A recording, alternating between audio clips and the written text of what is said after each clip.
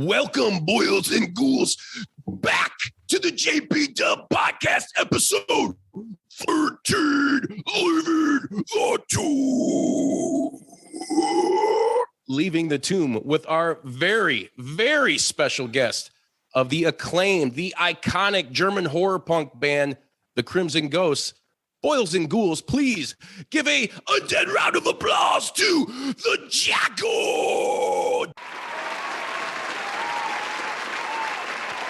Oh my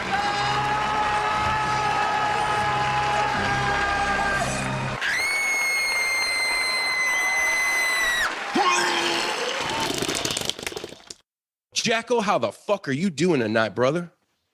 I'm pretty fine. Had a great weekend, pretty calm weekend, to be honest. But it was great to be in a environment that is not so much of a party and drinking and loud and everything. I mean, it's cool that it's coming back now after COVID and all that shit. But it's nice to have a relaxed weekend as well.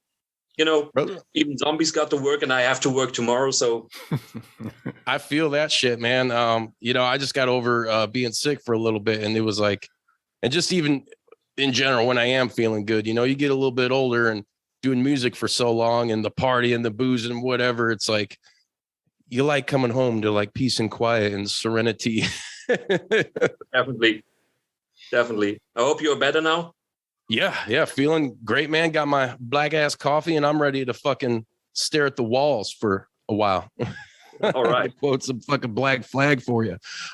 Jackal, real quick, I want to just tear into what's happening right now, like in the news with you guys, because you guys took an iconic track from, and first of all, Leaving the Tomb, which is your guys' first LP. And I consider it like, man, when I first heard that shit, shout out to Brad from Dirty Dead. What's going on, brother? He turned me on to that shit back in like 2005. And I was just like, holy shit. Like, to me, it was like, oh, other than like Dirty Dead, you guys are the ones that, like, man, if the Misfits didn't exist, these would be the fucking dudes, like that is such an epic album, front to back. Every damn song just fucking beats your fucking brains in. It's, the melodies, all that shit. It's so metal, but it's punk. It reminds me of an amped up Earth AD version of Misfits, just with, more. It's just so epic. Every song is epic. And I can't say enough good shit about that. That's one of my favorite, if not favorite, horror punk albums of all time, man. So kudos to you guys on that. And thank you. Don't thank me. I'm just the fucking guy who listened to it. But you guys have a compilation. You're going to be featured on this compilation that's coming out. And that's what I wanted to ask you about. And we'll kind of dive into that real quick. And you guys took a track off that album, When They Howl, and re-recorded that. So tell us how that came about. And thank you, first of all, for letting me hear that thing too, because it's fucking amazing. And I can't wait for everybody else out there to hear it. But let everybody watching and listening right now know how that came to be and why you guys decided upon that track. Well, obviously there are some tracks we are playing from Leaving the Tomb that are like kind of untouchable. We cannot re-record it like Necrobabe. We couldn't do that in a new version. Everybody would hate us for that. But we came to a point where we noticed When They Howl sounds different now when we play it live. There are a couple of new things in it. We got double voices. I sing the vocals in the refrain.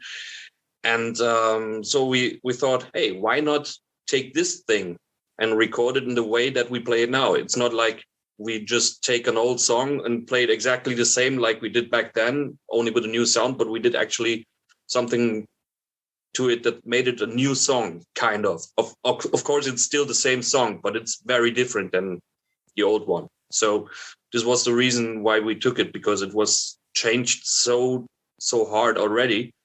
We thought, okay, let people hear the new version as well. So we took that, recorded it, and we are pretty happy with that. Yeah, like I said, man, thanks again, dude, because it was an honor to be able to be one of the first few people other than the band to hear that track. And it's fucking amazing. I think it's going to blow people's minds, especially old school fans of you guys. Just fucking killer. You guys, you had an album that came out a couple years ago.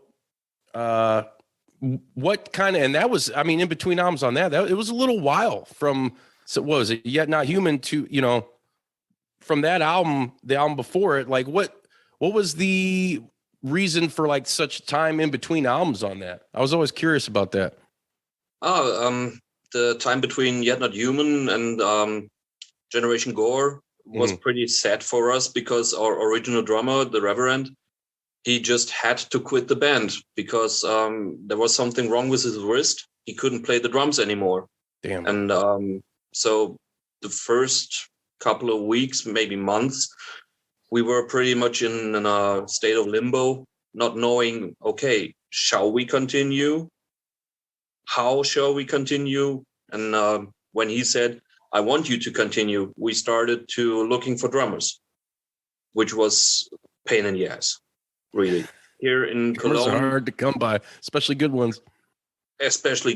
And I don't know about the situation over there, but over here it seems to be like everybody is the best drummer in the world until that point that he has to pick up some sticks and play the fucking drums. It was really like sometimes we were just standing there, not really believing our eyes and ears, what crap they tried to play, telling us, yeah, it's only punk rock. Yeah. And we were like, no, not really. And I'd say we had 10 drummers, I think, having rehearsal with us. And only one came to the point that we tried it a couple of weeks. I think he was a month or 2 months he was in the band. He was officially announced and everything. And then he decided, okay, now I want to have a family. Then his wife became pregnant and he left the band again. So we had to do the same shit again. Damn. Yeah. And pretty much at the point where we were really desperate and really thinking about, okay, we have to quit because we don't find a drummer. Came a new drummer, Nick, and contacted us. And he's still in the band and he's doing his job pretty good. And he's actually not only good on drums, but only good on vocals. He does both, like our original drummer did. So it was pretty good to have him. And we are proud and happy that we are now a complete family again. Because and he's the guy that was on the last record, right? Yeah, that's Nick, old Nick. Fuck yeah. That was the thing that took so much time. First deciding if we want to go on, then when we decided we go on, not finding anybody who could play our shit. We actually did one show. I think it was a Halloween show with a hired gun. He didn't know our songs. He didn't know horror punk. He didn't know nothing about all that stuff, but he could play the drums, and he actually played it with notes. He just wrote down every song that we played, and he just played that. So it was cool, but it was pretty a lack of emotion in it. You know, right. He played the beat, but it wasn't really fun to have like no feeling in it. Yeah, to quote Death, a flattening of emotion. That's you got to have that. You got to have your camaraderie, and that's with our band, Handsome Prick, and Brad and Aber, our new bassist, and Zach, our guitarist. We all have that, and I've been in other bands where we get newcomers in, and it's really hard to find a common ground with them other than you're playing music. Then it becomes like a session thing. And it's like, well, we're not fucking playing jazz or orchestral shit where you're just sitting there and, reading the notes and fucking fiddling along. Like, it doesn't work like that. That's the point. It was, at some point we even talked about, okay, maybe we are just a band not really rehearsing anymore, but only coming together when we have new songs, record them and go on stage. But this was an idea from off the table in like 30 seconds, because that's not what we want to do. We know each other for so long time. We have it's fun for us to be together in a room and play the songs and and all that. And this is not what we want to do. This is not our job. It's a hobby. Right. So, well, speaking of knowing each other so long, Jackal, I mean, you guys, how long have you guys actually been in a band now? Probably since what, early 2000s, 2001, something like that. And how the hell did you guys all come together? It was 2001 when we came together. This was around Halloween, actually, when our bass player, Mark, or Monstro, or whatever you want to call him, he had the idea of, hey, let's do something special next year. Let's have a Misfits cover band. All right, why not? We're there, dude. So that's pretty much the initial idea of it, and then we thought, okay, how we want to do it. At this time, he and myself, we were together in a death metal band called Frozen Illusion. And we, of course, had friends that were singers and guitarists and drummers and all that stuff. And so we looked around, and in the first version of the Crimson Ghost was me playing drums, and the guitarist of Frozen Illusion playing guitar, and the vocalist of Frozen Illusion, death metal guy, was the Crimson Ghost singer, which he still is. So after a while, the guitarist said, that's not my stuff. He wasn't a Misfits fan. He wasn't a punk rock fan. Nothing from that. It was just death metal, black metal, metal. Yeah. And so he decided, I want to do that. Don't want to do that. I will leave the band. So we took the brother of Vlad, our current singer, and he played the drums, which he did until he had to leave a couple of years back. We were it was just these four guys. There were never lineup changes or something. We were just those four guys. And we actually know each other since 89, I guess. I know my bass player since 89 for sure. I know Marco or Vlad. I know him since maybe 99, something like that. Yeah. So it was all basically a bunch of friends doing music. Hell yeah, the way it should be. That's how the good stuff comes out. When you guys are playing, that's interesting. You're in a death metal band beforehand. What kind of death metal are you into? And are you still into any of that type of stuff? Absolutely. It's more like I'm still stuck in the old death metal stuff. I feel you. I love the Scott Burns era. That's my shit, man. Yeah, Scott Burns era and everything from Sweden back then, Dismember, Entombed, all that stuff. That's pretty much my stuff. I don't like this too technical death metal kind of stuff when actually you got some jazz musicians playing with a distorted guitar. Nobody understands what they are doing there. I just want to go straight and headbang, and then it's everything fine. But yeah, D-Side, Entombed, Morbid Angel, all that stuff. This was pretty much what we were listening to. Of course, thrash as well, black metal as well, and some stuff between it, like Iron Maiden, of course. Yeah. Stuff like that. Well, dude, those are all great bands that you listed. Were you guys now? Is there any of that stuff available? Like, did you record anything when you guys were doing the death metal stuff, or what?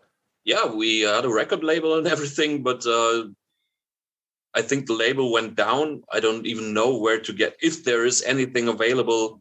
I think you can listen to it online on YouTube or wherever, but I don't think you can still buy the CD or something. I don't think so. It was a really small label, and it wasn't really organized. It was really like, hey, I want to do a record. Yeah, let's do a record.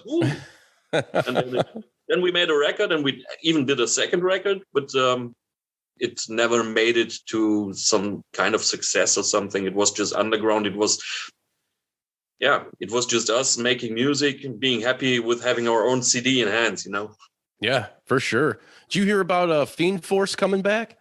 Yeah, I heard that. I'm looking forward to what will happen there, what bands will be on, and if there will be some of the old bands that we know from the first Fiend Force edition. Yeah. Right.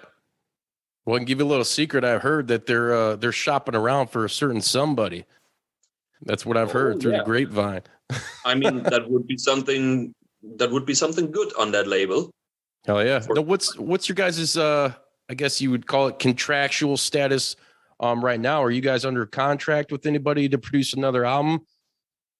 We are not on a contract. It's, the last album that we released was Ring of Fire Records, and we never really signed a contract or something, but it was more like we knew Klaas, the owner of the label, before, and so we just spoke about it. So he asked us, "Do you want to do it?" We said, "Yeah." And then we discussed how to do it and under what conditions and all that stuff.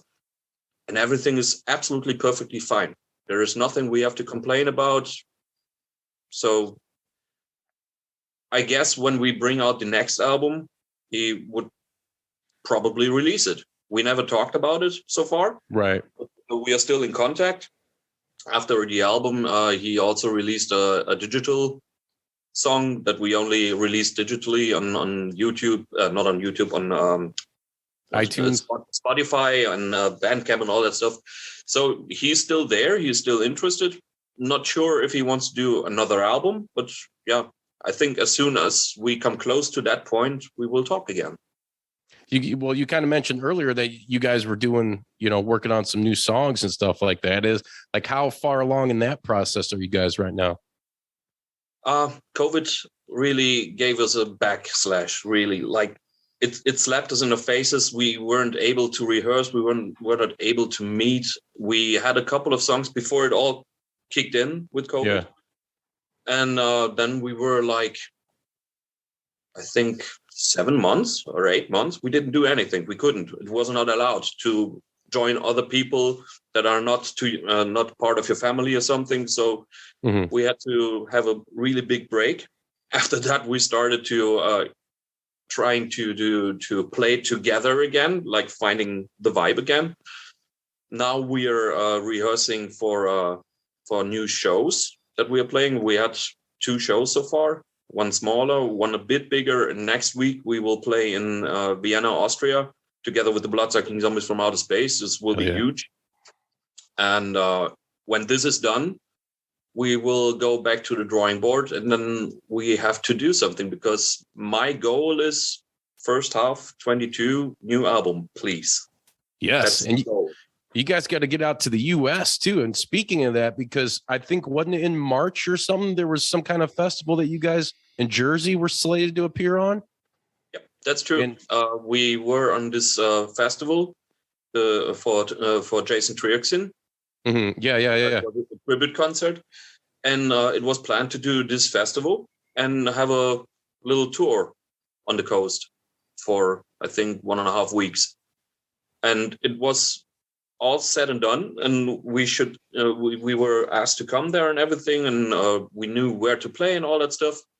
And all of a sudden, COVID kicked in, and the American borders said, nope, no Germans over here. So, Scheiße! Exactly. That's pretty much what we said. Yeah. Yeah. So we had to cancel that. Of course, we hope this will maybe postpone to another date. Yeah. We don't know yet. I don't know how the situation over there is. If it's like, if you can tell already, okay, in maybe 3, 4, 5, 6 months, everything will be fine again or not. Over here, it's so. 1 week, everybody says, okay, we will open everything soon. And on the other week, everybody says, oh, don't think so. Yeah, it's really weird out here, man. I mean, stuff is opening again, but then, our man, the U.S. is so fucked up between our media and our messed up ass government that kind of mislead everybody into whatever their agendas may or may not be. One day it's like the same thing. They're telling you, oh, there's a huge uptick and we're going to start doing this or not doing that. I know we're in like the Chicagoland area. There's a lot of venues out in Chicago that are asking people now you have to bring in proof that you've been vaccinated or had a negative test, in the last 3 days or something like that, and wear a mask and all that shit, which I don't even know if this mask shit fucking helps. Maybe if you had a gas mask, a legit something that's going to keep all the germs out. Whatever. I'm not here to speculate on the science of all that shit. It's been horrendous. We, with the prick, we were just able to get back to playing in April. I think was our first show in almost 2 years. COVID obviously being a little part of that, and then writing a new album. But it was cool to get back out. And once we did, it felt like nothing had changed. And it really, we played a big festival about a month or two ago, and it was rather the same. It didn't feel like anything was different. But it's always kind of in the back of your mind, because you don't know. We're not fucking scientists or doctors or, all we know is that this shit has fucked up our lives and what we're trying to do and pursue. And it's just, that's not cool at the end of the day. Like, no, not at all. Not at all. And the thing is, really, after such a long break, it's really weird to feeling good on stage. When we had our last show, our first club show after more than a year, it was really like, okay, where am I at? What do I do? What's the things I have to do that I usually do without thinking about it? Right. Like getting reacclimated. Yeah. Click, click, click, then you're done. And I was really like standing there and a little helpless. Like I really had to think about, okay, now you have to do this, and after that, this. And it was really like not like a first time, but it was really rusty in my head, So I want to be back in a more in a zone where I feel like, okay, I did this before and I know how to do it and I don't have to think about it. And that's the point where we have to go back to first. Yeah. So what were you doing what were you doing in your downtime? I mean, like I know we talked to a lot of people that were out in like Canada and stuff, and I know out there it was like kind of the same thing. Like they were locked in their house. They really couldn't even like go down the street or anything like that. So what were you doing to pass the time out in Germany? I just can't speak for myself. I learned how to build on guitars, or just to do stuff with guitars and make them better than they were. I bought a lot of really cheap guitars and made them something better. So now I got some guitars that I really like that were really, really cheap, but it was like, okay, I have to focus on something. Mm-hmm. First, I thought it was cool to have all this free time, not to go to rehearsals, not to meet anybody, and just focus on new songs, on new material. But at one point, it became really difficult to me, and a kind of some depression set in. It was really like, okay, when I write a song now, when will I be able to rehearse it? Will I be able to rehearse it? And if yes, will I play it live at one point? Will I record a new album? Everything was like, okay, I don't know where this is going now. We were a complete band. We could play, but we weren't allowed to play. And we didn't know when will we play again. So it all made no sense. All of a sudden, it was completely gone to me. I had no inspiration anymore. It was really like, yeah, maybe I should just take a break. And then I tried other things I've never thought I would do, like doing things with my hands and on wood and all that stuff. So, yeah. Hell yeah. Well, speaking of working on guitars and shit, for everybody watching right now on YouTube, what do you got sitting there behind you, hanging on your wall, brother? I got a cheap Harley Benton one. This is from Thomann. That's a big music shop here in Germany, which is pretty nice. I built an EMG 81 into it, and now it's a monster. Yeah. It had two pickups, passive pickups, but they didn't sound really well, and it had some weird looking cover on it, like reddish and all that stuff. So I put a black cover on it, new hardware, locking tuners, EMG 81. Awesome. Yeah, then I purchased a BC Rich Ironbird, old, new what is it, new Japan series or whatever, NJ. Then I got a VGS. There's actually, I don't like the Les Paul. Yeah, so I'm not a fan of them. They're fucking heavy, man. Oh, this one is really heavy because the bridge, that's not a usual bridge that you could get in every guitar, but it's called Evertune. Maybe you heard about that? Yeah. So this thing never gets out of tune. It doesn't matter what you do, it will not get out of tune. So actually I could just grab it by the strings, do this, and it's still perfectly fine in tune. And that's what's the reason why I bought it. I just wanted to test that. Right. So then we got the BC Ridge Warlock reversed headstock as well. Both BC Ridge are still in the shape, in the condition that I bought them really cheap, but I want to do a complete paint job. I want to do new pickups and all that stuff. Yeah, and here it is, the ESP Explorer, James Hetfield. Gotta love him. I mean, I'm not a real when it comes to being a fan. I wouldn't say I'm a fan of somebody or some band. I was, of course, when I was a teenager. Everybody was a fan. Everybody was like in search for himself, identity, and all that stuff. But I have to admit, if it comes to James Hetfield, I'm kind of a fanboy. Kind of. Yeah, really. I'm not ashamed of that. No, man, you don't have to be, brother. We're all fans of somebody or something. I'm sitting here fucking in awe, having a conversation with you, man. So it's all good, man. It all comes full circle. Would you say, is Metallica one of your favorite bands then from when you were younger? Oh, definitely. Yeah. Metallica still is one of my favorite bands, but I have to say only until the Black Album. Black Album was still fun. When it came out, I hated it so much. But then Load, Reload came out, and I thought, the Black Album is not that bad, actually. Right.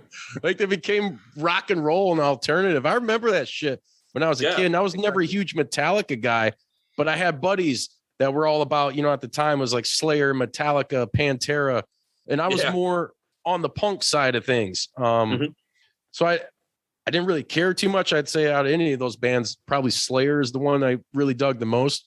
But yeah, dude, I just remember being appalled when Metallica cuts their fucking hair, starts putting makeup on. All of a sudden they're, give me fuel, give me fire, give me that what y'all desire.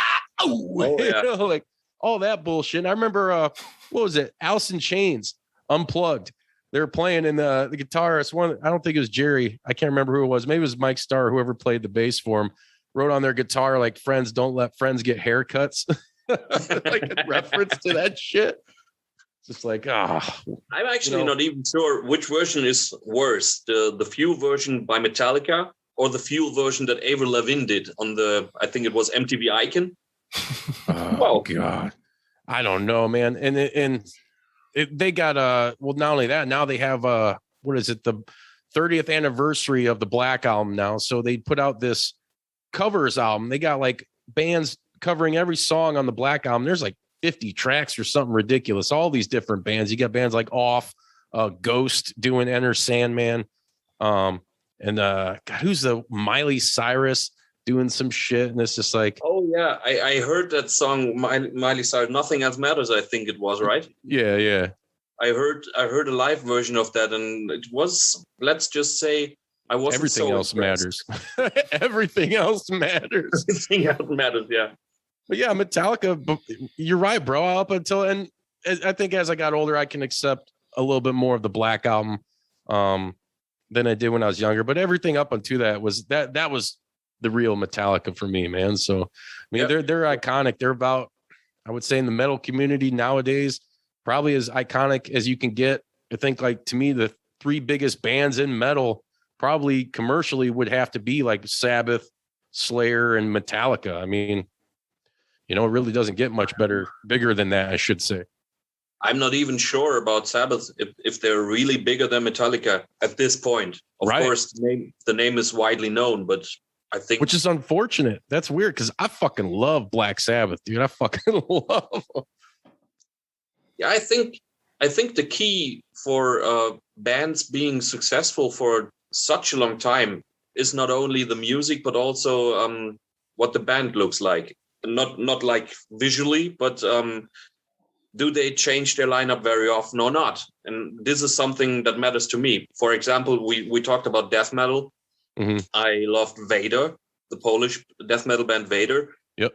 Till that point where they were just like, for every album was a new guitarist, a new bass player, a new drummer, and all the time. And when they go on tour, they got different musicians already. It was not like it wasn't like watching a band, but it was more like, okay, there's this front guy singing and everybody else is like completely expendable.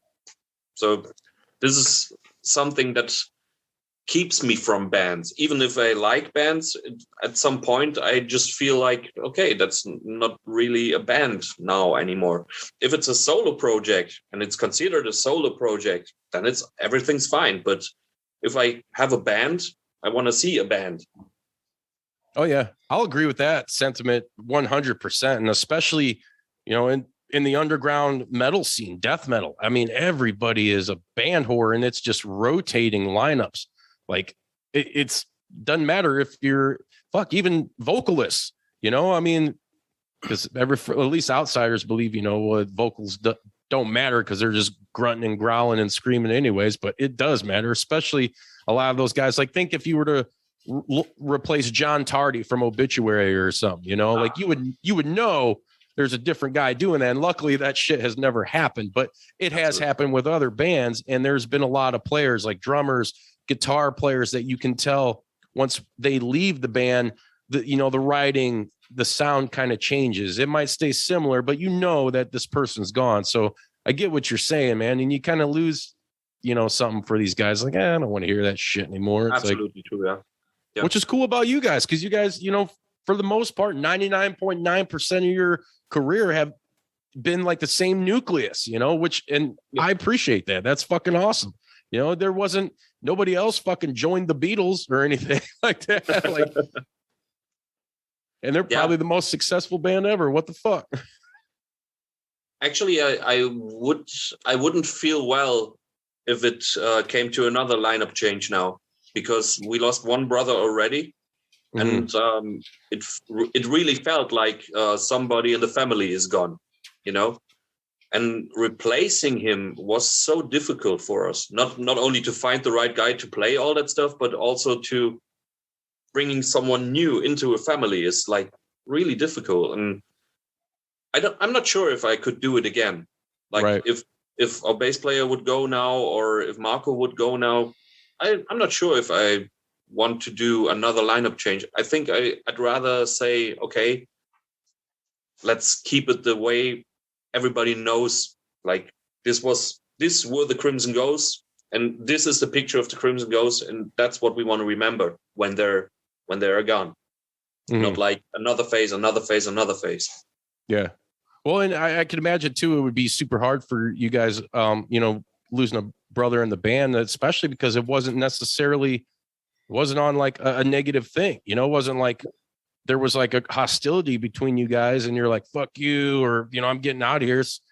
Hey, unfortunately, I can't fucking play. Like that's the point. The worst. We were sitting on a table, actually meeting to speak about future plans, what we want to do now for the next year and whatever. And I was like taking a deep breath for saying everything I wanted to do off my list and whatnot. And then he just touched my arm, said, before you start, let me say just something. And then he came out with that, and it was like really like a smack in the head, Yeah. It wasn't like we were in trouble with each other. We didn't hate us. It was great. It was a great feeling in a band. We had, of course, like in every family, you once in a while have a discussion, or you say things a bit louder than usual, of course. But we were family enough to get together again. We were never like hating each other or doing it for a business or whatever. We were just friends and brothers that grew together, and it was really sad to let one of us go. Yeah. Especially, I mean, you guys, you've been through the thick and thin of it all, and I'm glad that you guys kept going, because I remember we had a band practice, when you guys put the last album out and it finally dropped, and it was cool. Me and Brad and the rest of us sat out on the back porch and just having some beers and listening to your guys' new record. It's like, damn, dude, this is fucking good. This is refreshing.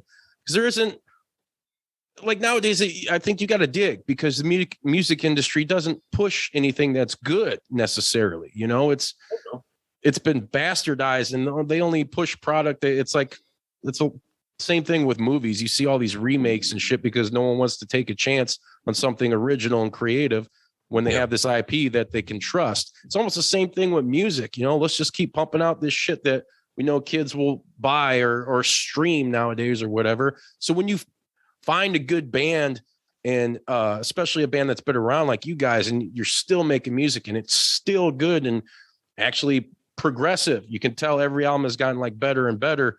And this is no shot at you guys because I fucking love you guys, but dude, those first 2 albums were like, whew, hot fire, man. How do you top that shit? Especially Leaving the Tomb. And I can't, blow you guys enough for that because it's a great fucking record, man. It's top notch. So it was cool to sit back and listen to you guys fucking do your thing again and have some new music. And like, man, this shit is fucking wailing, dude. It's really hard. You gotta, I feel like when I was a kid, man, it was easier to almost find stuff in magazines that was still good. And commercially, it was still good music being pushed. I don't think it's necessarily that way anymore. Now you really got to hunt. You got to go on the internet or have a buddy. Like, luckily Brad's like on top of everything and knows all these bands. So then he passes that along to me and I pass it to somebody else. And it's good shit like that. But I'm just glad you guys are still doing it. And it's crazy to think that here we are in 2021 and we're almost 20 years, from Leaving the Tomb. Like it's mind, but how's that feel to like hear that and know that you guys are almost coming up on 20 years since your first album? It's weird. It's really weird to me. To be honest, I had a talk to my girlfriend yesterday and I came exactly to that point because all of a sudden it was in my head, wait, we have 21 right now and we founded this band in 2001. So this means we're doing it for 20 years now. This can't be real. This is too much. I'm not that old, Right. This can't be. Yeah, but it's really like that. And I don't know what we will do next year on Halloween, but obviously it will be our 20-year stage jubileum. So I guess we have to do something bigger. So we'll see about that. Oh yeah, maybe just do like a quote unquote live best of set or something like that. Well, that's what we always do. Right. No shit, right? Or record. Hey, here's something else I'll throw at you. Fucking record it for a live album. Throw a live album out there, man. We talked about that in the past, and we actually have the possibility to do it, but I'm really not sure if a recording can deliver what a real live show does in our case. Yeah. Because there's a lot of energy coming from the audience. And if you don't see or hear the audience properly, I think it sounds a bit weak. Gotcha. I'm not sure about that. Maybe it would be a better idea to release a live DVD or something like that where you can see actually what's happening and all that stuff. But we have to think about it. Yeah, it's coming up, bro. You better get to thinking.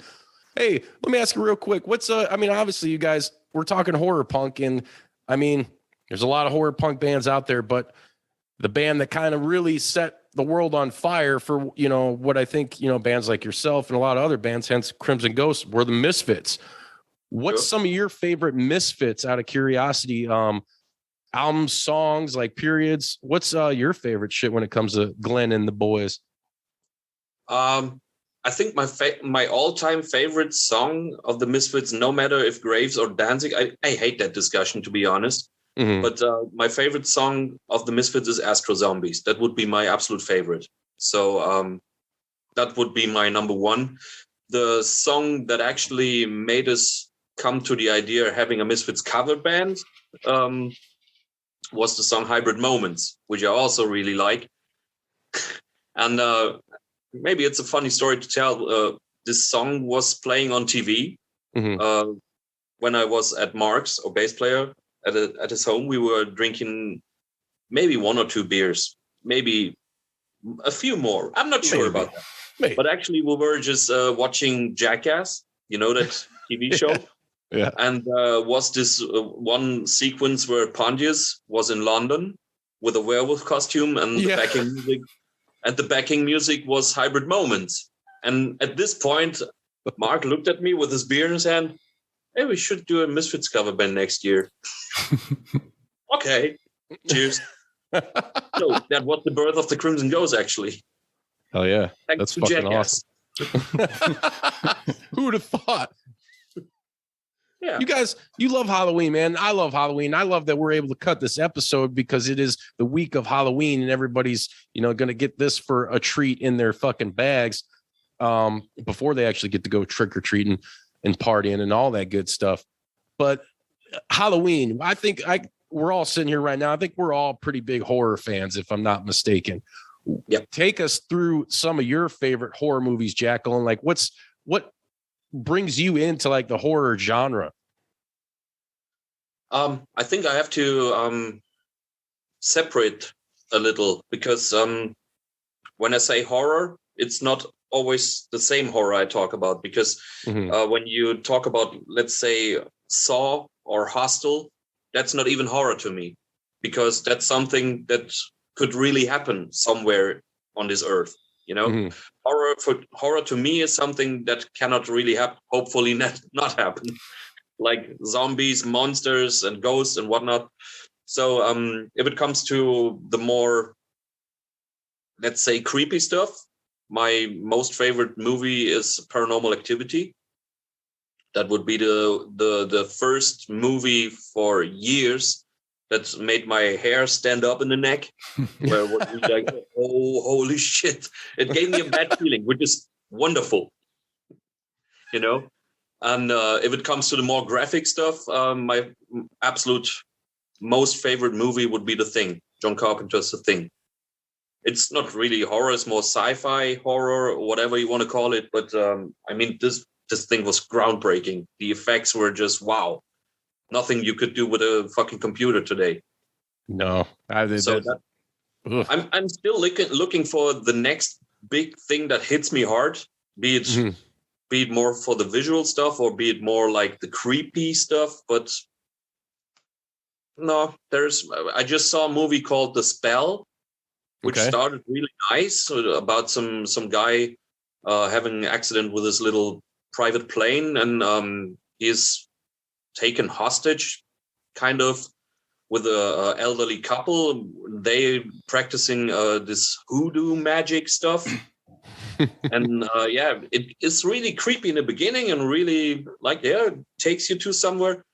And all of a sudden, this whole movie goes so downside. It just bad. It was horrible. It was like, what the fuck? Why? How do you mainly like your horror? Is it like, are you more? It seems kind of like you're leaning a little more towards the like intellectual stuff, like the stuff that's going to creep you out and freak you out, as opposed to like the gore and all that, or maybe even like the comedic side. We'll throw in like slapstick, like Evil Dead or something like that, or Peter Jackson stuff from early on. I think that depends on my mood. If I'm sitting here with some friends and a few beers, a gore movie would be the best thing to have. Of course, if you take Brain Dead or Bad Taste and all that stuff, that's great. But if it comes to me watching and enjoying horror movies, it's really more like this paranormal stuff, ghosts, and not really. If it is gory and has a good story, gory story, yeah. You're a rapper, man. Look at that. Yeah, I know. I like it if all of this works, but mostly it just doesn't. I really love this Conjuring universe. This is really nice. Me too. But the last one was kind of yeah, the last one wasn't really good, but the first two I enjoyed them pretty much. And actually it's even more interesting when you go into the story of those two, Lorraine and whatever. Ed Warren, yeah. I really enjoy. That's what I mostly watch these days. Not really the Hollywood movies or whatever, but I go on YouTube and watch like security camera, ghosts on films, and all that stuff. That's sometimes a bit creepy. That's nice. Yeah. But obviously, sometimes it's just some guy pulling a string, and But you can find really creepy stuff on there. Like that. Who's that one jackass that does the God, what is it? The ghost hunting. He's like the big ghost dude that's on television. Wears glasses, black hair. He's got a real weird monotone voice. No, don't know him. It's the show's called Ghost Adventures, I think. Okay. Zach Bagans or something like that. Don't know him. Oh, well, I don't want to give him any more time than I already have. It's fucking god awful. But and it's the same thing. It's just like, I like stuff that where you could believe there's doubt in your mind whether it's real or not stuff that's just like, man, this guy's a fucking joke. Like he goes in there with his team, they have all this fancy instruments and shit, and then what was that over there? It's definitely making me feel uncomfortable, and you're supposed to believe like this shit. Like, get the fuck out of here, dude. It's the same spiel every time. Yeah, that's the stuff that I don't like so much. I mean, if the camera catches something that looks like a shadow figure or whatever, fine. But if there is some guy telling something touched me, all right, great for you. Like you said, with those first two Conjuring movies, I thought they did a good job of really just kind of spooking you out, freaking you out, because it deals with, like demons and stuff like, of that nature, which is, it could be real. You never know. You turn off all the lights in your house and you fucking sit there and watch those things. I mean, it's awesome. You feel the hair stand up. Whereas like, if I was to do that with Nightmare on Elm Street or something, which I love, but I'd probably be sitting there laughing, waiting for the next body to be mutilated in some fashionable style or demeanor, Yeah, exactly. Yeah, that's the thing. If nothing is touched or moved inside of you, then the whole movie is pointless, in my opinion. If you want to have a laugh, okay, watch some slasher movie or some gore movie or whatever. But if you want to watch a movie that says it's the scariest movie since blah blah blah blah from the makers of so and so, then you expect something, and then after like 45 minutes you're still sitting there and wow, that's just pointless. No shit. What's would you say Halloween's your favorite holiday then? Actually, it's not a Halloween. It's not a holiday over here in Germany. The day after that would be the official holiday we have. Halloween is more like costume party for Germans. So it's not really a tradition here. Mm-hmm. Let's say maybe for 10 or 15 years, people get aware of there's more behind this Halloween thing. But for most people, it's just a costume party, nothing more. There's not a real tradition here. So what is like out in Germany? Like you're saying, it's the day after Halloween. So we're talking what, November 1st? What is that considered out there? I mean, that's some Christian holiday.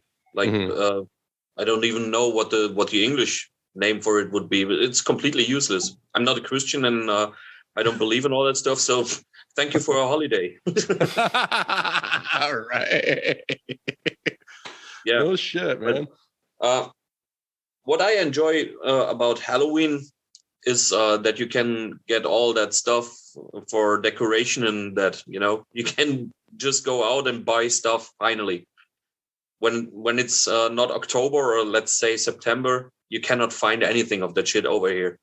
Only on the internet. But when it comes to October, we all love Halloween. Yeah. All right. Well, you guys celebrate like what is Oktoberfest is like the whole month, obviously, right over there? That's some complete different culture. Oktoberfest. Don't get me wrong. I like to drink a beer and I like to drink one beer too much. Yeah. But this Oktoberfest thing with the trumpets and the tubas and what it's awful. Bullshit. I would never go there. It's only a part in Germany actually where it started in Bavaria, but for some reason all Germany now parties for Oktoberfest, and I don't know why. It's so awful. The music is awful. People are awful. Right. They just need another reason to be belligerently drunk, I guess, right? I guess you can only go through that shit when you are drunk. But on the other hand, the prices are so high. It's not even like you can go there and you get just shit-faced, but you have to pay so much money to be in that state of shit-facedness. But would never do that. No. I heard a story that is it true that over there, I guess maybe in all of Germany or during Oktoberfest, you guys like drinking warm beer? Huh? Why would we do that? I don't know. It's just something I heard. I'm not saying that it's fucking right, but I've heard it. I've heard it ever since I was like a teenager that Germans like some warm beer. And I'm like, what the fuck would you? I mean, it's easier to pound. You know, you get ice cold beer and sometimes like, oh shit. But no, to be honest, for me, it's more like I either get a cold beer or no beer. I would never drink warm beer. Yeah. I was just curious.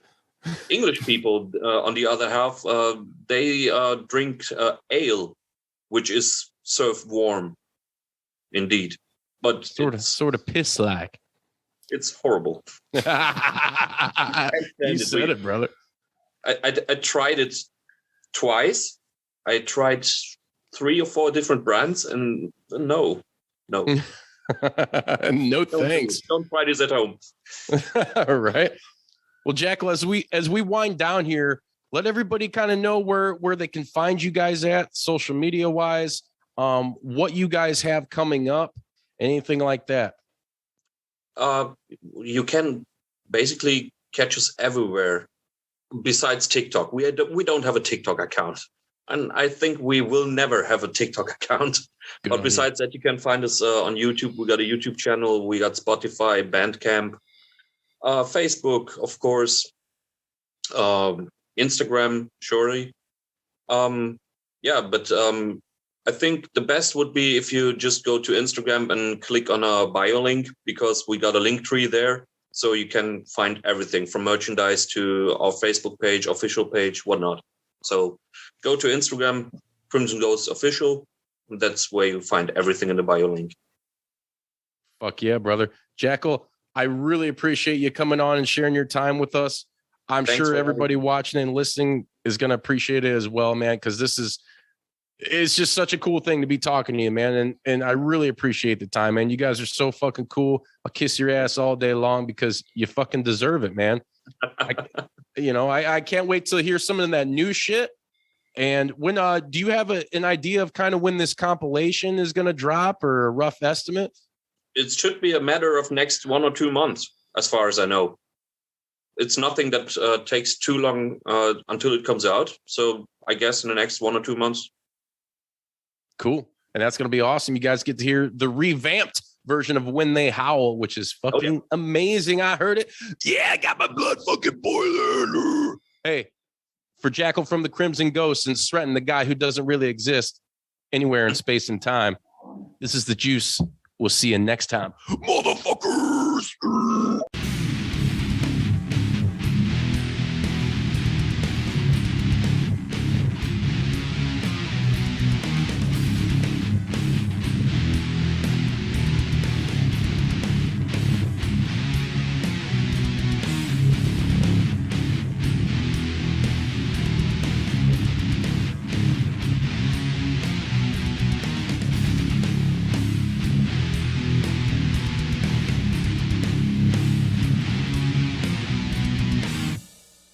If you like that video, then please hit subscribe and share with all of your friends and continue to support the JPDUB podcast. We're all over the place on all podcasting platforms for your stimulation.